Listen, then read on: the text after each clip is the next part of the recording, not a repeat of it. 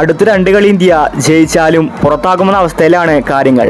അതുകൊണ്ട് വിജയത്തിൽ കുറവ് ഇന്ത്യ ഒന്നും തന്നെ പ്രതീക്ഷിക്കുന്നുണ്ടായിരിക്കില്ല. അടുത്ത 2 മാച്ച് നല്ല റൺ റേറ്റ് ജയിച്ചാൽ മാത്രമേ ഇന്ത്യക്ക് ഇനി സെമി ഫൈനൽ എത്താൻ സാധിക്കൂ. ഇപ്പോഴിതാ അടുത്ത മത്സരം സിംബാബ്വെക്കെതിരെയാണ്. ഈ മാച്ചിൽ വലിയ സ്കോർ അടിച്ച് റൺ റേറ്റ് കയറ്റാനാണ് ഇന്ത്യയുടെ പദ്ധതി. തുടർച്ചയായി ഇന്ത്യയുടെ ബാറ്റിംഗ് ഓർഡർ പരാജയമാണ്. ഇപ്പോഴിതാ ഗൗതം ഗംഭീർ ടീമിൽ മാറ്റങ്ങൾ വരുത്തിയിരിക്കുകയാണ്. സഞ്ജുവിന് സന്തോഷ വാർത്തയാണ് വന്നിരിക്കുന്നത്.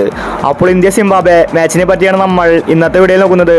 ഇത്തരം ക്രിക്കറ്റ് ന്യൂസിന് വേണ്ടി ഈ ചാനൽ മറക്കാതെ സബ്സ്ക്രൈബ് ചെയ്യൂ. ഇന്ത്യയെ പ്രധാനമായിട്ടും അലട്ടുന്ന പ്രശ്നം ബാറ്റിംഗ് ആണ്.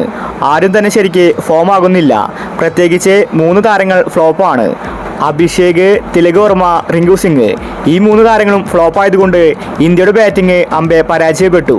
മധ്യനിരയിൽ തിലക് ടെസ്റ്റ് കളിക്കുമ്പോൾ ടീമിൻ്റെ മൊത്തത്തിലുള്ള റൺ റേറ്റ് പോവുകയാണ്. ഇപ്പോഴിതാ ഇന്ത്യൻ ടീമിൽ വലിയ അഴിച്ചുപണിയാണ് നടന്നിരിക്കുന്നത്. തിലകിനെ ഒഴിവാക്കിയിരിക്കുകയാണ്. പകരം 3-ാം നമ്പറിലായിരിക്കും അടുത്ത മാച്ചിൽ സഞ്ജു കളിക്കാൻ പോകുന്നത്. അതുപോലെ റിങ്കു സിംഗിനെയും ടീമിൽ നിന്ന് ഒഴിവാക്കി. റിങ്കു സിംഗ് പേരിന് മാത്രമാണ് ഫിനിഷർ. റിങ്കുവിനേക്കാൾ മികച്ച കളി മറ്റു താരങ്ങൾ കാഴ്ചവെക്കുന്നുണ്ട്. ശിവൻ ദുബെ മികച്ച ബാറ്റിംഗ് ആണ് പുറത്തെടുക്കുന്നത്. ഇപ്പോഴിതാ അക്സർ പട്ടേലാണ് റിങ്കു സിംഗിന് പകരം ടീമിലേക്ക് എത്തിയിരിക്കുന്നത്. അക്സർ ഉണ്ടെങ്കിൽ ഇന്ത്യക്ക് ബാറ്റിംഗിലും ബൗളിങ്ങിലും കരുത്താണ്. അതുപോലെ ബൗളർ കുൽദീപ് യാദവും ടീമിലുണ്ട്. ഇനിയും ഫ്ലോപ്പായ 3 താരങ്ങളെ മാറ്റിയില്ലെങ്കിൽ ഉറപ്പായിട്ടും ഇന്ത്യ അടുത്ത മാച്ചിൽ പരാജയപ്പെടുമെന്ന് സൂര്യയ്ക്ക് മനസ്സിലായി. അതുകൊണ്ടാണ് ഇപ്പോൾ സഞ്ജുവിനെ കൊണ്ടുവന്നിരിക്കുന്നത്. അപ്പോൾ സിംബാബ്വെക്കെതിരെയുള്ള ഇന്ത്യയുടെ പ്ലേയിങ് 11 നോക്കാം.